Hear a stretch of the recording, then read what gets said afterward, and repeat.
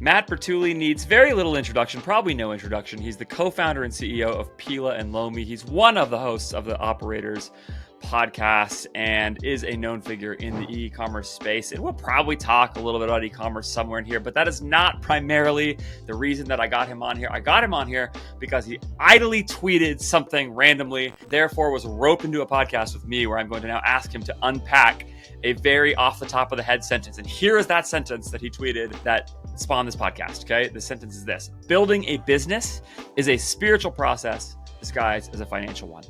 I think that sentence probably contains multitudes, and I'm going to try to pull all of them out of Matt's brain to hear what he meant by it, and then we're going to talk about it and see how it goes. You don't need me to tell you anything more about Matt. He's a returning champion on this podcast. You've heard him before here, but it's been a little while. Let's talk about why building a business is a spiritual process and what he means by that and what we can learn. Matt Bertulli, thank you, man, for coming on the show and for taking time. I know you already do enough podcasting in your life, so I appreciate you taking time to do one more. Well, it's Thursday. I don't do any podcasting on Thursdays. It's great. It's a nice quiet day. No, it's good to be here, man. Perfect. Okay. So what did you mean? Yeah. Building I jumped on this. I'll tell you why I perked my attention up, and then you can get into it. Okay. I think the most interesting questions in all of business is what's the point? And I know people are thinking about that all the time, or maybe not all the time, but sometimes idly between meetings and financial problems to fix and marketing campaigns to work on and things like that. You sometimes probably step back or go home or hang out with your family or something like that and think, I only have one life. I'm going to die at some point. Sometimes, maybe in those terms, maybe not. I certainly think about those things. And I think, what am I trying to accomplish here? So I don't know what you meant when you said building a business is a spiritual process disguised as a financial one, but it was enough for me to be interested to hear about it. So do you remember what you meant? That was tweeted on May 5th. That's almost a month ago. Yeah. Oh yeah, dude. I was doing a lot of journaling and writing on this. I think I have a pretty good zoom out function.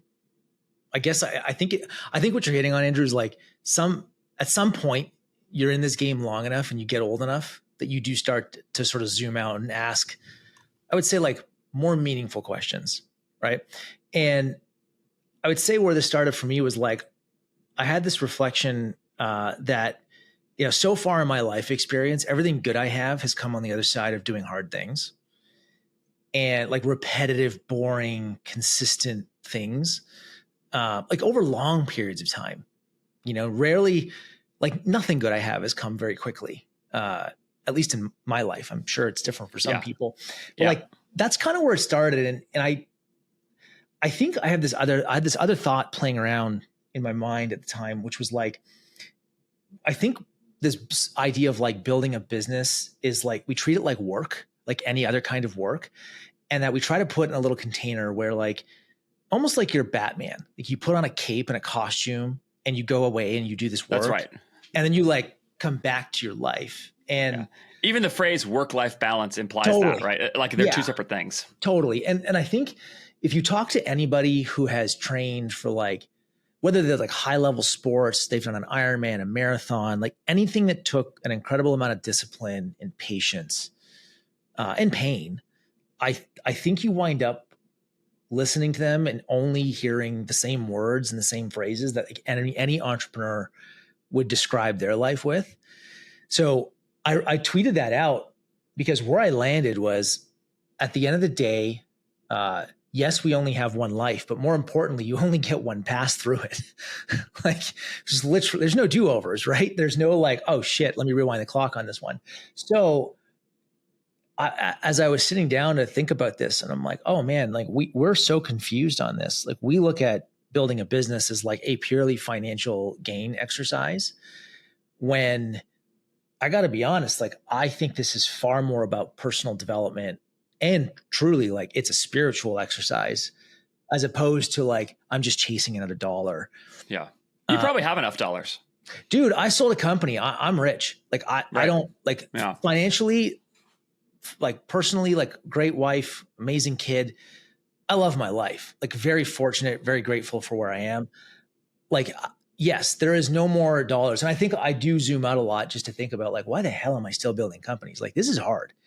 And I don't choose easy companies to build. Like, I'm trying to do things that I think are meaningful and work worth doing, and try to find people who also want to do the same thing. And it doesn't matter. I don't know how much time you've thought about this. Like, it does not matter which angle I come at work from.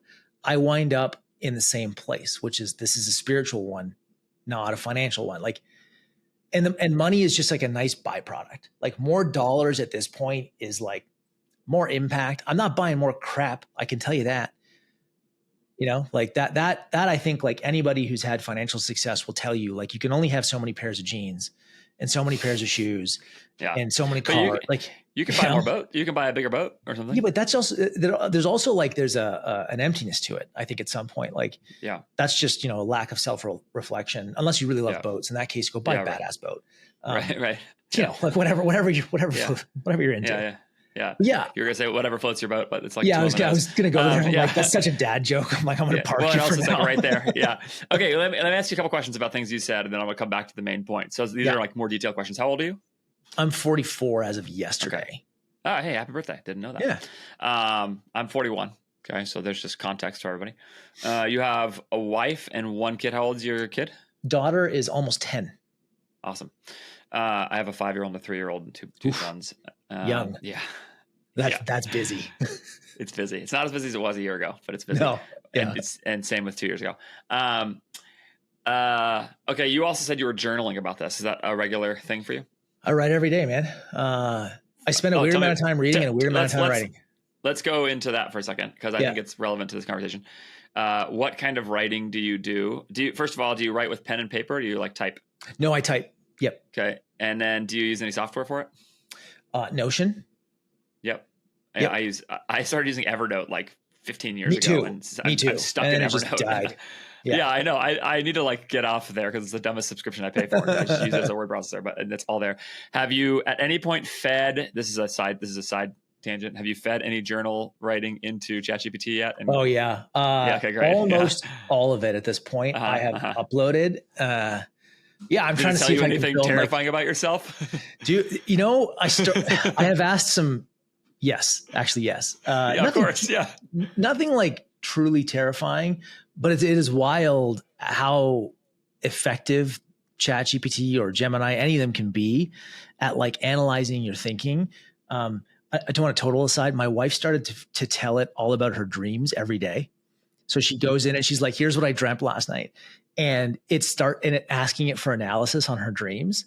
And she's like going to run this experiment for a year. She's like, I want to see how good it gets at giving me like, what the hell do these dreams mean? And right out of the gate, we were reading one of the responses. I'm like, that's pretty good, actually. Like, that's so funny. It knows you. Yeah. So I do it.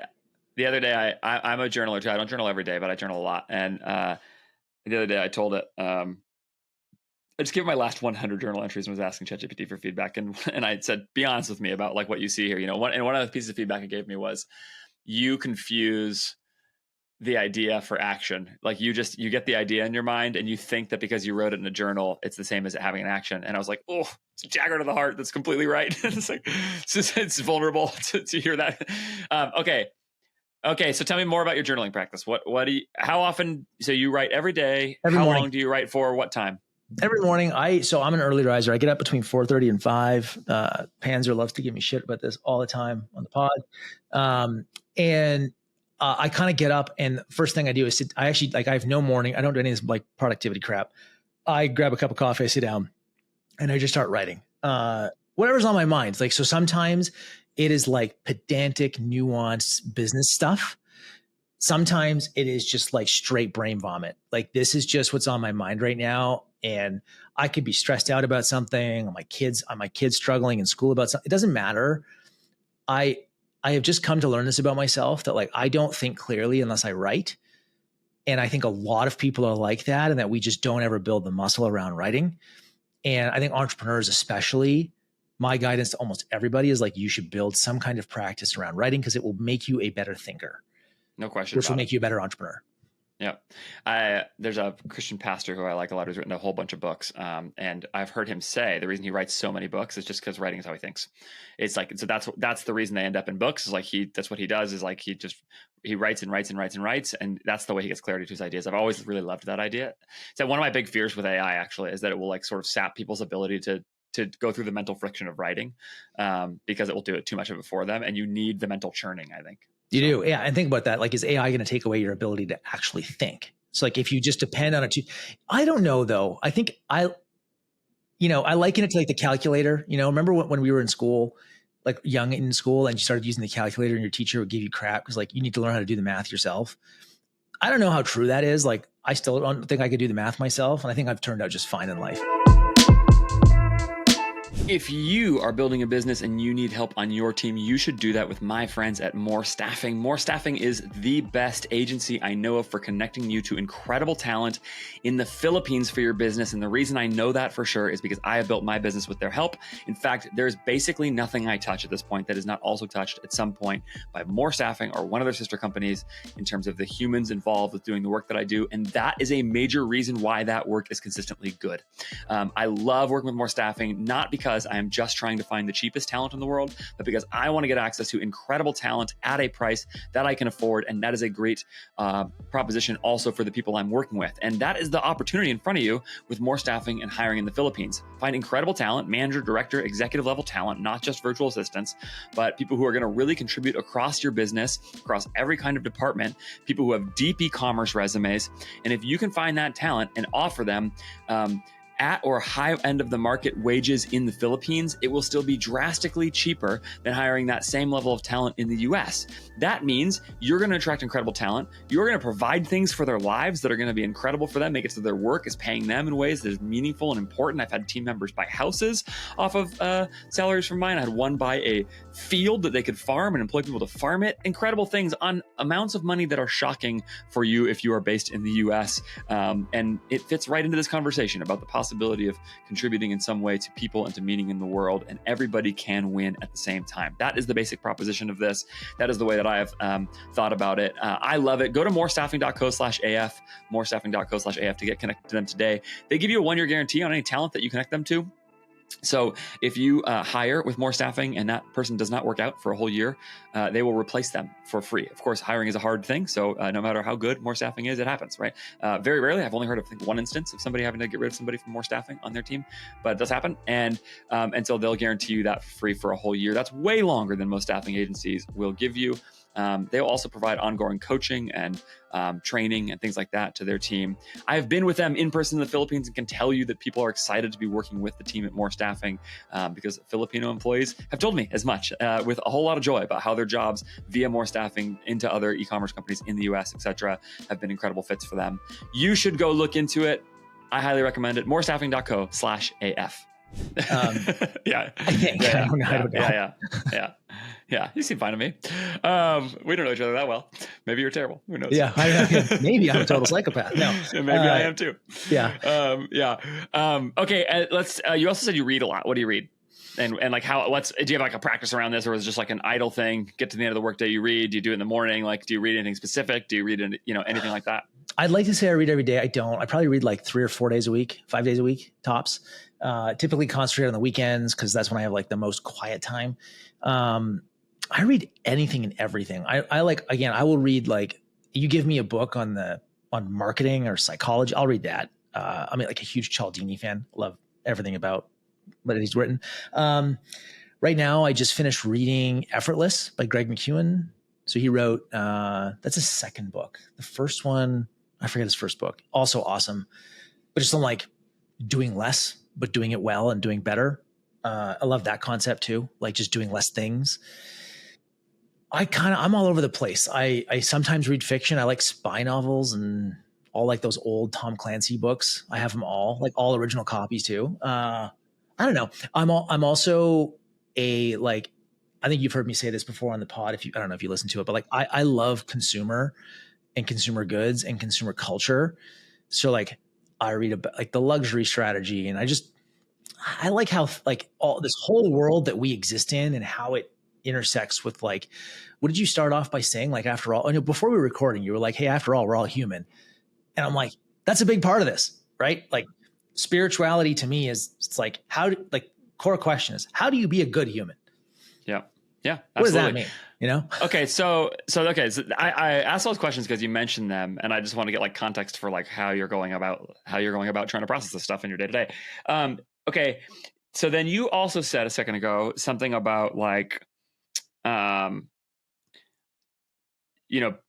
this notion of things being personal development and what you're aiming at. I mean, like, I don't want to put my assumptions and views on money onto you. I'd like to hear like your thoughts. I think whatever you think is sort of reasonable to consider. But I think it is interesting that what you brought up about how you've already had an exit, and so you have enough, certainly, you said almost expressed like new toys don't do that much for you. I guess what I'm asking is like, how true is that? How much do you feel like you're motivated at this point in your career by money versus, and I'm not trying to pick on you. It's actually a great question, dude. It's like the right answer to say like, you don't care about money, but it's not true. It's also not entirely true. Right. I've tried to interrogate this about myself. Like, yeah. How much am I driven by more? Yeah. Yeah. I think where it comes, it's like there's an unhealthy relationship with money that I think entrepreneurs especially, I think I meet a lot of entrepreneurs, as I'm sure you do.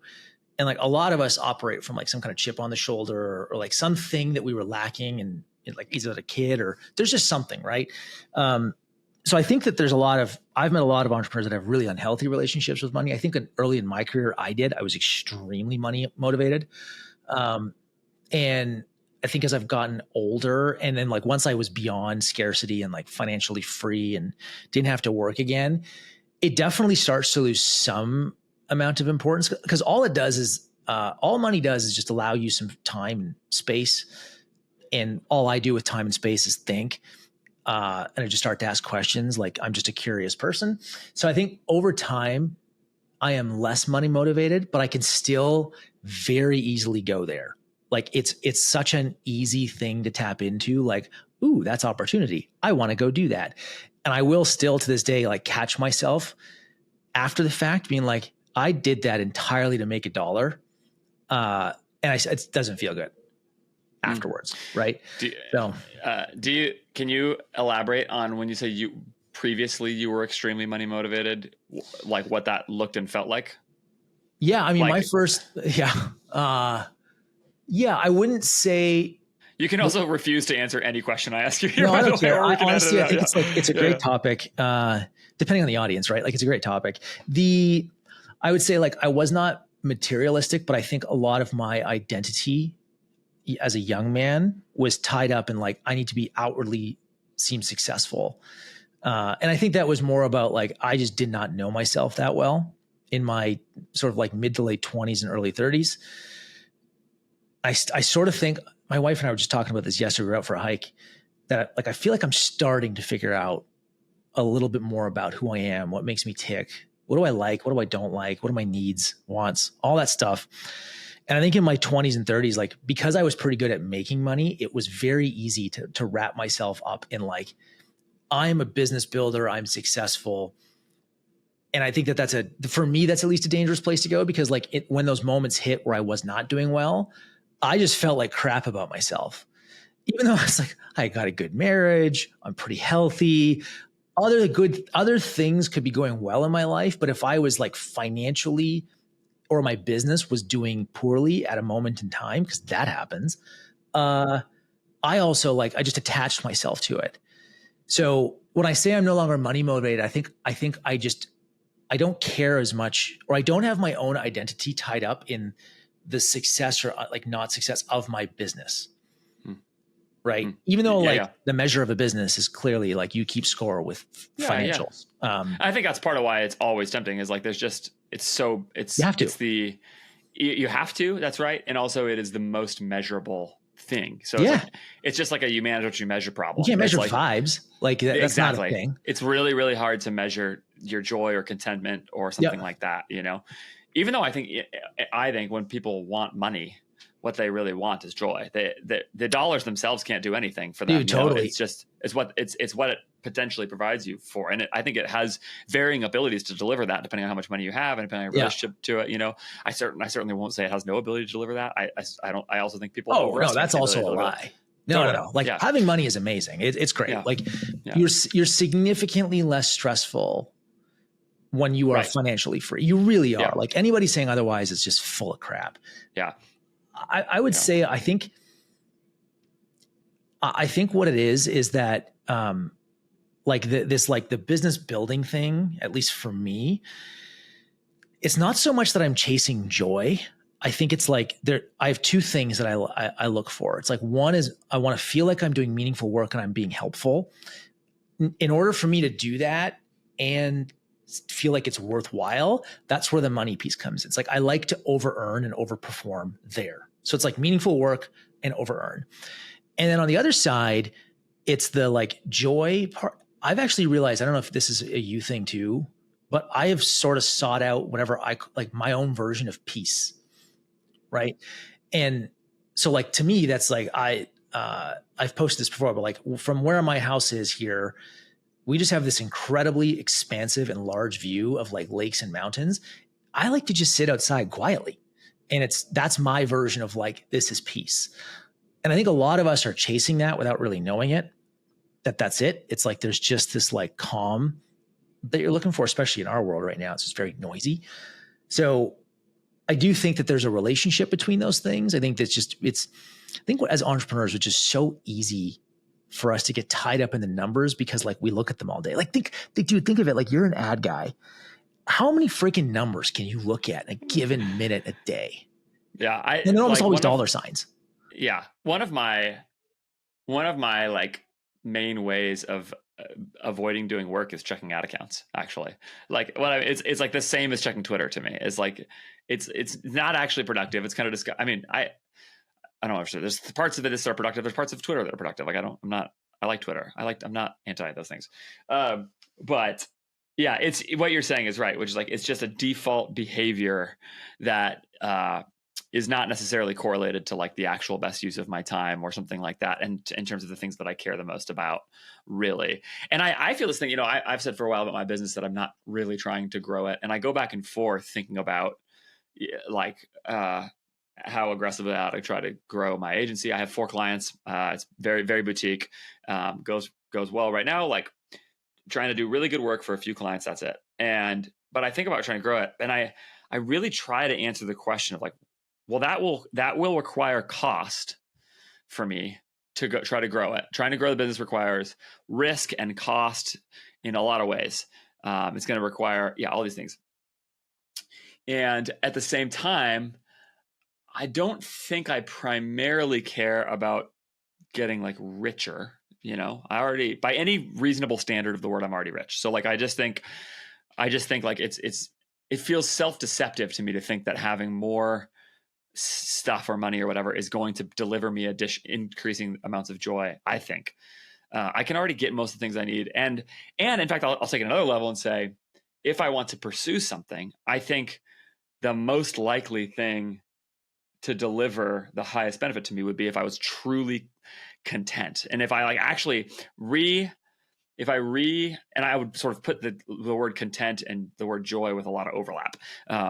But if I have that, then it's really hard to figure out how your life is bad. Like let's say I lose half my clients and half my money, but I maintain the contentedness. So then I think that's a win. So then it feels like, or if I go up in contentedness, it feels like in that case, the rational response to that is to pursue contentedness with the same level of motivation as I would growth or wealth or whatever it is, because that's the thing that I actually want. So having said all that, though, to come back to something you said earlier, if I sort of try to frame up the potential desire to grow a business in that, you said right at the beginning of this conversation something that I've been thinking a lot about recently, which is that almost everything good in my life is on the other side of cost.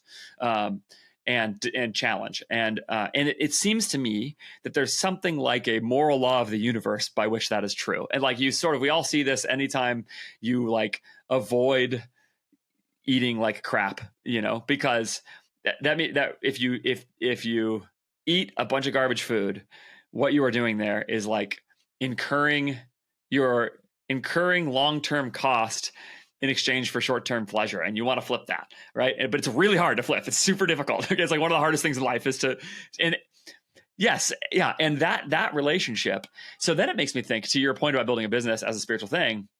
Well, maybe the whole reason I ought to pursue building a larger business is precisely because it's costly, in the sense of like, so far, it seems to me that like that is the way you grow in life. And if there really is no separation between the Batman suit and like regular, or like Andrew at home with his wife and kids and Andrew at work, if that's really all just one person, then the more able I am, granting some confines around, I don't want to work 900 hours a week. I don't want to, I'm not saying you have to like sacrifice everything for work, but I'm saying like, within some constraints like that and some boundaries, it seems to me that it might be for the development of becoming the highest character individual I could be, that it is worth pursuing something difficult like growing a business, and managing people and managing clients and things like that, precisely because and I think that would fit with what you're saying about like, that's the spiritual pursuit element of it, is like the whole reason to take on the difficulty aside from anything else is because it does that. And then you just get a new difficulty, which is like, okay, how do you live contentedly while generating more money or something, like there's just, it's just a next question, So I don't know if that makes sense, but that's the like lens I've been thinking about recently. You can do smarter and better CRO, conversion rate optimization, in your business by using INTELLIGEMS. And that's because INTELLIGEMS is not first and foremost CRO software the way people think about it. They're not optimizing for conversion rate. What INTELLIGEMS helps you do is optimize for profit. And that is a key distinction and is the reason why INTELLIGEMS has separated themselves from the rest of the field in this category. INTELLIGEMS ties in, first of all, to all of your data for your product data, and helps you to understand how each test that you run on your website or landing page or whatever actually impacts not just the conversion rate on your page, not just the AOV on your page, but the actual profit that you generate per visit to your website. And because that is the goal, that also means they've built the tool to help you test the most impactful things in the business. For example, things like the price of your products. I have a client just the other day who finished a price test where they thought, what happens if we take this price from $12 a unit to $15 a unit? Maybe they're undercharging for it in their category. What happened? AOV went up, revenue per visitor went up, but conversion rate went down too much. You did all the math, combined it all together with the COGS information, and it was a loss. And they discovered, nope, they should stay at that $12 price point on that product. And that was the way to maximize profit. They could see that all extremely clearly and know for sure what the answer was after a whole bunch of debate about whether or not that would help or hurt based on their margins. That's the kind of thing that you can do over and over and over again and can make a really big impact on the performance of your brand and on your ads. Do that with your site-wide offers like the 10% off you offer to new customers, your free shipping threshold, your average shipping or your shipping charge for different customers, shipping charges at different kinds of shipping. Like there's just so much stuff like that you can do. You can even do it with different SaaS products on your website. You can also do that without the help of a developer with a really quick install. INTELLIGEMS will guide you through it. They also have great support. Really awesome software that if I was running an e-commerce business right now, I would do the same things multiple of my clients are doing. I think 3 out of my 4 clients are using INTELLIGEMS to build their CRO tests and to learn definitively what is driving profit in their business and on their website. Go to intelligems.io, use the code Faris20, Faris 20 to get 20% off on the first 3 months of using INTELLIGEMS. Intelligems.io, code is Faris20. Go get it today. Yeah, I guess probably part of why I lash onto your tweet so much.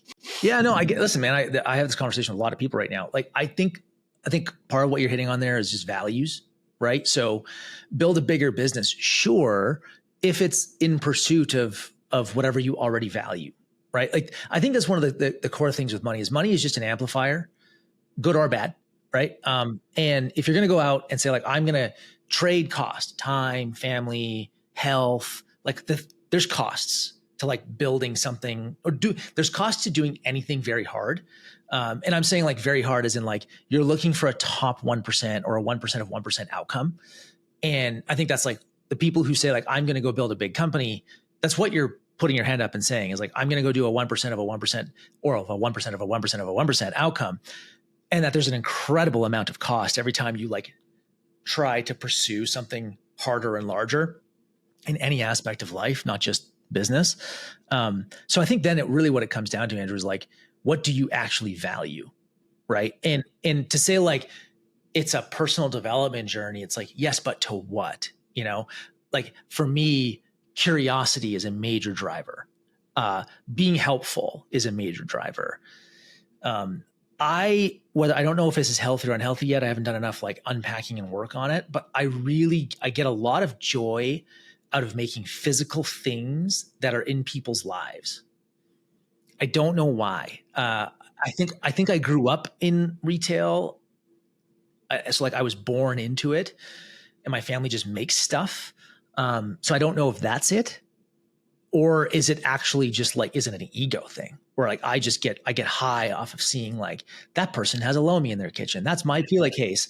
I invested in that company. It's used everywhere. Like, so, and what I have figured out though, is like, it's the physical things. There's like an element of senses and tangibility. So I started my career off as a software developer. I did not get the same feeling out of making software that I do out of making physical things.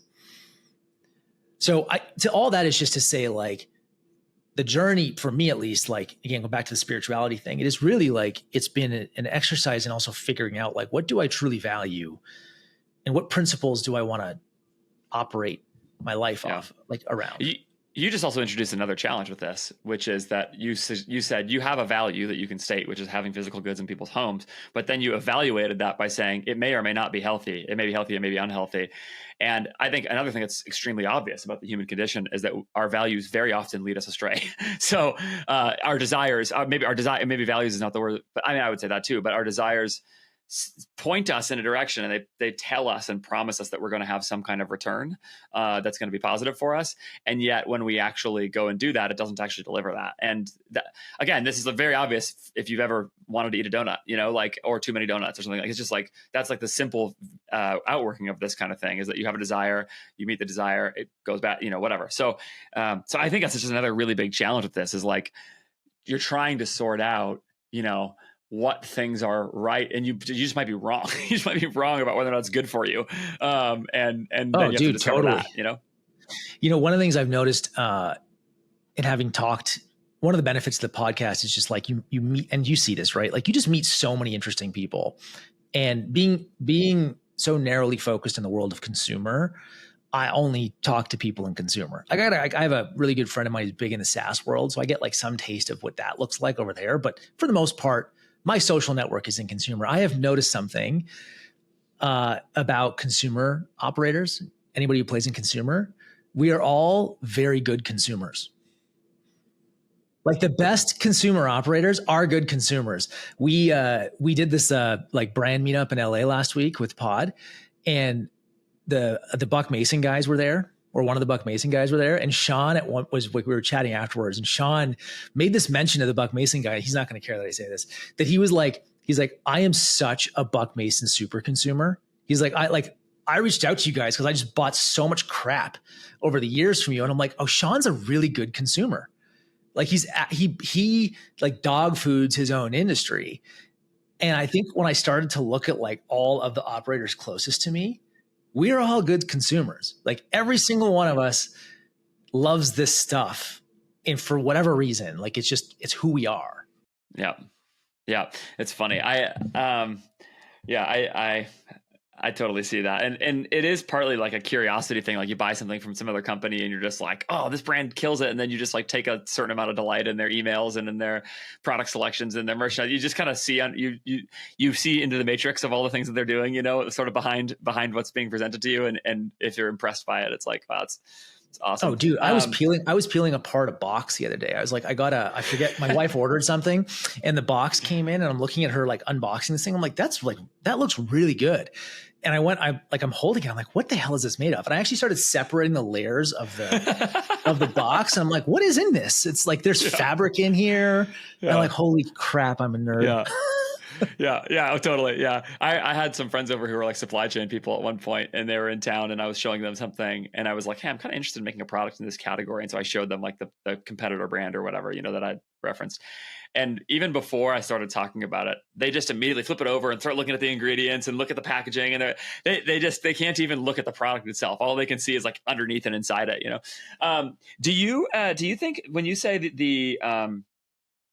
that building a business is a spiritual pursuit disguised as a financial one.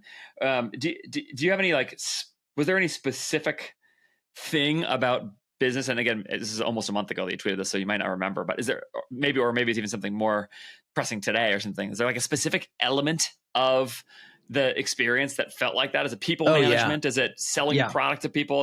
Is there something like that is like the thing that made you think about it? No, you know what? Okay. So what really triggered the tweet was, so I'm in this thing called YPO. Have you heard of YPO before? So it's like a EO. There's basically it's a big group of entrepreneurs around the world. I think it started out being called the Young Professionals Organization. So there's 33,000 members. And YPO is like a revenue limit to get in. So like, I think every member of YPO is like 15 or 20 million and up in revenue. And it's every industry, man. So I had 2 of my friends and YPO mates over to my house. We were just having wine out in the backyard and just talking business, talking life. Like we all have similar age kids, similar interests. And they left and I was like, I just sat down. I felt compelled. I'm like, I want to write. And I just got so many thoughts because it was such a great few hours that we spent together. And one of the things I wrote down is like, my gosh, the business of business is people. And I don't spend enough time investing in people anymore. Like I used to be like, it was like one of my principles was just around like your network is your net worth. And I just kind of stopped at one point. And I ended up on this like whole spiritual thing because like at the end of the day, this experience that we're living is a human one. And if you talk to people, like I think one of those things that you hear about when people get to their deathbed and it's like the regrets are almost always around relationships, almost always. And I just like, it just hit me. And I'm like, this whole thing is about like the humanity of it. And one of the greatest benefits I've had from building companies is just the people I've met. It's like, it is an incredible treasure that I think there's moments where I just undervalue it. And it's a community thing. Like it really is. Like, I think like another good example of that for me has just been like how much fun it's been to do the pod with those 3 jackasses that I hang out with. Like, I have so much respect for these guys and it's just so much fun. And I think that like all of this just to me is like, that's what it means. Like it's a very spiritual and very personal thing. And I just haven't really put as much thought into this element of it. And then I'm like, I'm going to just like throw this out there and see if anybody cares about this topic. Yeah. At least one person did. We'll see if anybody listens to this. Yeah. This might be the worst rated podcast you've ever done. No, I'll tell you what's going to happen. I can almost guarantee you what's going to happen. It will get probably relatively low download and view counts relative to my other content. Certainly relative to here's how to make your meta ads. I can make you more money. Yeah. Right. Yeah. It will get lower than that. But I will get a whole bunch of individual texts and emails about how good it was. Like that almost always is what happens when I do any episode like this. I've done a few of them before. And I think that's interesting. I think what it taps into is that almost everybody feels this in some way, that at some point in everybody's life, like very few people are going through their day-to-day life and business and just not thinking at all about about what matters, what brings them joy, what is significant in life. Almost everybody's thinking about it in some way. And so when somebody pauses in a like business podcast or whatever and says like, here's other people who are kind of in your world, and in your case, well past at the revenue level and exits and all those things, well past what vast majority of people have experienced. Here's how these people are thinking about it. I think it always just resonates in some way really deeply, even if it's not like everybody's exact. It's not algorithmically totally powerful.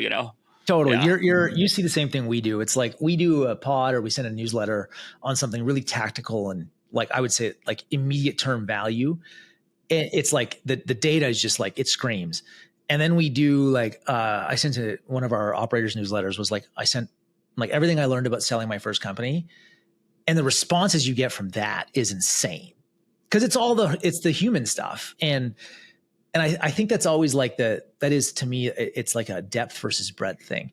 There is an infinite amount of things that we can talk about with running great advertising and marketing because it's also one of the more fun parts of what we do. And there's just so much variety and so much surface area there. At the end of the day, it's like when you sit back and however you unwind, you're probably not thinking about your ad account. Like I don't. I try not to. Yeah. It's a little hard for me because I'm in the ad account all day, but like, Yeah. You want to know one thing? Go ahead. No, I was going to say, you want to know on your topic around like the looking at numbers as like a form of distraction. I want to build, I might just build this for myself, is like, I would like to build a counter for how many times I hit the Meta ads refresh button in their business manager, just so I could surface a number at the end of the day and feel bad about myself. Cause like, it's like how many times you unlocked your phone that day thing. Yeah. It's like, it's my step counter for Meta ads refresh. Yeah. I want that. Yeah. Somebody who's listening, build that, and I will buy it from you, because I need to whip myself. Yeah. It's like what you actually really need is like the cell phone type software that like locks you out of your phone after a certain number of things or whatever. You need that for the ad account, you know. I think you said something else interesting, which is that I asked you what made it a spiritual pursuit and what was specific about it, and you immediately start talking about people. And I think a lot of times when people hear the word spiritual, they're not thinking about people. Actually, they're thinking about, spirity things like meditation and prayer and God, and even in the way they think about God or something like that, they're thinking about it in terms of like personal spiritual practices, like I said, like meditation or something like that, or prayer or something that comes into it. So I think it's interesting that you went straight to the idea of not that, but of people as and human connection. And I'm just curious you might have said enough about that already, but I just wanted to put my finger on that and see if you had any other sort of reaction to it. Well, I guess I might be wrong on this, and spirituality is such a personal thing. Like, it's so personal. To me, it's always like community and connection has always been something that fills my cup. And the funny thing is I'm actually not an extroverted kind of guy. So like, you give me an opportunity, I would prefer to sit alone at home. Yeah. I need both. Right. And, but I have found over time that like, I get great joy if when I reflect, like sit back and reflect on life, a moment, whatever. There's just so much joy in those moments spent with other people. And I do think that some element to this might maybe just make me an old guy at this point in this space, is like everything being so digital and so fast. And now with AI, that I crave that slowness. And for me, like spirituality has always been this like we are all connected, whether we can see it and touch it and feel it and hear it, all that stuff, that's different. But like, I just have this belief that we are all connected deeply. We're all sharing this experience together. So I kind of like, and that's sort of what prompted the tweet is like, is that thought, and like, I should do more there. Do you have that? This is actually something I found a lot. I'm very involved in my church community. And so I have a lot of local community to your point about people, to where like my wife and I have no plans to move ever, like we're just like, we have, so but this is not something that's necessarily the case for people who are not involved in churches or something. So I'm curious, as you talk about that with people, you have obviously made good friends. I think those operators relationships, like I know that came out of a text group. Those are not just like business colleagues at this point. Those are real friends in your life and stuff, right? I also text them about everything. Right. Yeah. Of that group of guys, I know Mike probably the best, and just a prince. The kind of person Mike is. Like, geez, 100%. So so I have a sense of what those relationships are like. I'm curious if you have anything like that in sort of not connected to business locally, those kinds of things. Like, do you have friends around in community? And if so, like, what do you do to prioritize those relationships? 'Cause I've just talked to a lot of people, especially in the world of remote work, who feel unable to tap into anything locally like that. And I'm just curious what you've done, if anything, to sort of cultivate that. If people is the spirituality, you can't just do that on Zoom. As much as this is a great conversation, like it's not the same as if you were doing this at my house. So like, man. Yeah. No, it's not. When we were all last week, when we were all in LA, I think it was Bill D'Alessandro. Bill? Yeah. He's my client, actually. Yeah. Okay. So Bill, we were leaving the hotel. Bill and Katie Mamari from Caden Lane, they had an early flight, and I was up getting a coffee, and Bill, as he was leaving, they're getting in an Uber, and Bill's like, God, it's just so nice to see real people like in real life. He's like, we got to do this again. So to answer your question, like locally, yes. I spent the first 18 years of my career in Toronto, which for everybody listening, if you don't know Toronto, it's just really big Canadian city. I think it's like the 4th largest city in North America. So it's massive. Very close to New York, Chicago, like huge city. And when you live in a big city, like it's really hard to not feel alone and anonymous. And you just like, there's no real sense of like community in the city. So I moved out west to British Columbia. It's the west coast of Canada. And my wife and I moved out here after we sold our first company. Didn't know anybody. We just fell in love with like the landscape, lakes, mountains, vineyards, like very healthy, active living. And what happened over the last 7 years is some of my best friends that I met through like mastermind groups and events over the years all moved here. So there's probably, I want to say there's like 8 or 9 families that all kind of wound up in the same place. And we do a lot of life together. Like Andrew, dude, we do vacations together. Our kids are all the same age. They go to the same school. We spend Christmas together. We do Thanksgiving together. Like when one of us has a birthday, it's like today they all walked into my office because my birthday was yesterday with a birthday cake singing me happy birthday. It's very embarrassing and I hate them for it. But like we do so much. It's a family you choose. And I think that's kind of what you're getting like with church.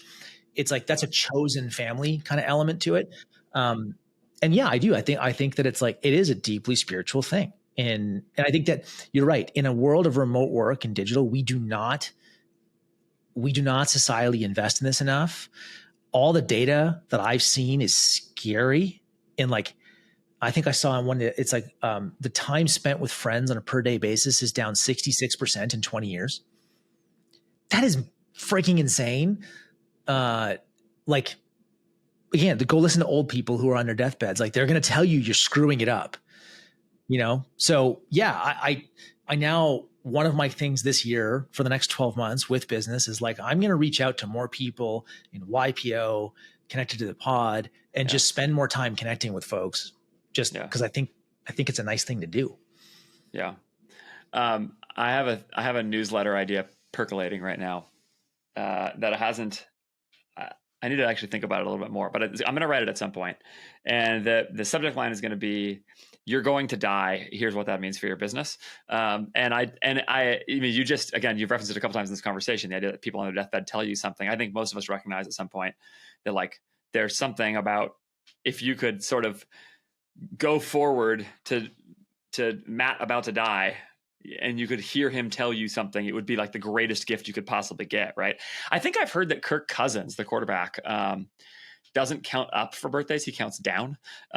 So I don't know if this might be apocryphal, but I had heard something like this, that he had like sort of figured out his average life expectancy or whatever. And so instead of counting up for his birthdays every year, he does that. And it's just like, it's just a yearly practice to remind himself of something that's like otherwise sort of hard to keep your head around, you know? But the reason I haven't written the newsletter yet is I don't have all the implications yet. You know, I need to fill out what that means, but it's something I've been trying to think more about, is this like that reality and what does that mean for how I conduct my day-to-day now, because it's going to be gone in a blink of an eye. And so it's like, yeah, so anyway, I like that your mind has gone there a couple times in this conversation, because I think it's both extremely relevant and really hard to stay close to in the day-to-day of your life, even though I want it to be. There's actually an old Bible verse in the book of Ecclesiastes that says essentially like it's better to spend a day in the house of mourning, like a MOU, a mourning, like somebody who's weeping over death, than it is in the house of feasting. And the point is not that you should never feast, of course. The point is that like there's just so much value to getting close to that at times for you to understand how your life works. And I think that's, that's like a bit of 4,000-year-old wisdom for you about that same point. Not wrong. I think there's I think in our world, right? Like I'll just call it in consumer, but I would say like broadly in business, there's I think a very good piece of wisdom out there that like you should, as an entrepreneur or whatever you're doing, like you should try to get to like some form of financial security as fast as possible. And the reason I like it, and I think that needs to go hand in hand with like, don't just chase money, but like you should definitely get to like, first base, get to like whatever that is for you quickly, reasonably. And that after that, everything gets easier. And I think part of the reason it gets easier is like you start to ask better questions. You start to create time that allows you to spend it with like more people, more meaningful people. And all of that just starts to spin this flywheel that just makes you better at the craft of building a company too. And then you start to discover, like, am I directionally correct on the moves I'm making? Am I building the wrong thing, or like, climbing the wrong mountain? And it's hard to do any of that stuff if you are financially insecure. Like I think, having not ever experienced it, but knowing people who have, I think that is probably it true. takes up mind share. I mean, just in a way that's different. Yeah, for sure. Yeah, and there's a stress I think that's there. Right. Yeah. You just need to get rid of. I think there's a bunch of good data too to say that essentially, like, once you get like that, certain tiers of wealth building are strongly correlated with different levels of happiness, right? That like you get to certain points and it really does make a difference. But then it falls off. There's diminishing returns on it, like we're talking about. So far as I can tell, happiness data is famously difficult to get at because it's self-reported and it's squishy and all those things. But yeah. With just a few minutes left, do you think there's anything else that's sort of on the practical of your life as you think about this kind of thing that this stuff is interacting with in your day-to-day business stuff? Like when you go to set out your day, like, is this, are there any ways in which it's informing your daily decision making that you could sort of put tangibly in your sort of business life, or is it more of a general cloud, like a good cloud, over the way that you're sort of approaching everything? I'm just curious how this sort of plays out in the day to day for you. I mean, there's this line that my business partner uses a lot, which is, you can't do the right thing wrong. And I think that's really good. He's like one of the good. most wise people I know. Yeah. Funny enough, he's also like really strong in church community, like really strong, very spiritual man. But that, like, you can never do the right thing wrong is, like, I would say that's a governing, like, it's almost like a very deep seated human value that I do believe in. And I think that whatever your definition of spirituality is and however you live your life and whatever is like guiding you, that is a nice one from a, like, okay, I'm building a company. That company is going to impact people. I think most companies do. Yeah. That's a pretty good one to wake up to. Yeah, that's really good. I like that a lot. I have heard Jordan Peterson say, and I know people have mixed feelings about him, but just a thing that I thought was sort of an interesting comment after being a psychologist for a long time. I've never seen anybody get away with anything, which is like a sort of fascinating idea that, like, and I'm sure there's ways in which that's not true, but I think his point is just that, like, sort of that same thing. You can't do the right thing wrong. That you just, like, you're going to experience in some way, consequences for behaviors of yours. And that's why you can't do the right thing wrong, because if you do it wrong, like, it just is going to come around. Matt, this is a great conversation. People should listen to Operators Podcast. They probably don't need me to tell them that, but it's an unbelievable resource in this community. I talk about this all the time as reasons why I'm bullish on e-commerce, because there are people like you who have exited a company, are building two more in a holding company, 9-figure businesses, who are telling other people how to do it. Matt is way farther along in his journey than I've been, way farther along than you've been, if you were listening to or watching this, unless you were a tiny, tiny, minute part of my audience. And he is telling you how he did it for free, which is crazy. It is crazy that intellectual capital exists in the world for Isn't free. It awesome, though, it's that we're there? Amazing. It's amazing. And then there's 3 other people doing it as well, with different kinds of businesses, different approaches, all kinds of things, to say nothing of their marketing and finance teams and all that stuff. So go check that out. Subscribe to the Operators newsletter. It is one of 2 newsletters that I subscribe to. That's it. Alongside with my friends at Workspace 6. We'll take it. Yeah, it's just great. And so go check that all out. 9operators.com. That's number 9operators.com is the place to go do all that. You can also follow Matt on X. Are you a LinkedIn guy too? I don't really use LinkedIn much. I don't know. I try not to. Yeah. That's how I felt. I've been trying to avoid it. So follow Matt on X so you can get tweets like this and ask to interview him about one random throwaway tweet as well. You can try and see if he'll do that. Matt, thanks for your time, man. I appreciate it. This was fun, dude. I'm happy we did this. This is great. Huge, gigantic thank you to Matt Bertulli for having that conversation with me, which gets into some vulnerable things and into challenging issues that people have all kinds of personal views about. I would love your feedback on this issue. You can email me at podcast@ajfgrowth.com. or tweet at me. Do something public, get some conversation going around this sort of thing at Andrew J. Faris on X, if that is where you are. You can also go to my website. If you do not want to miss out on the You're Gonna Die newsletter that I talked about, you can go to ajfgrowth.com, drop your email address in the pop-up there. You'll get my 4 free essential e-commerce resources, stuff I really use with my actual clients week in and week out. Pass them on to you for free. Or you can drop your email address in the footer there. It'll do the same thing if the pop-up won't trigger or something like that. I've got a bunch of great episodes coming up. You should make sure you subscribe. You're going to not want to miss them. So wherever you're watching or listening, you're going to subscribe. A bunch more interviews, solo podcasts, everything in between. And recently been also dropping some videos like doing ad account analysis that I think people are going to be really helped by, where I get actual ad accounts and break down what's going on in them. So that's really, I just did one the other day that was a 500,000 euro per month spent, and somebody gave me access to the ad account so we could show it publicly, which is really cool. So don't miss that. That's specifically on YouTube. Thanks again for watching, for listening. Thanks again to Matt Bertulli. I'll talk to you next time.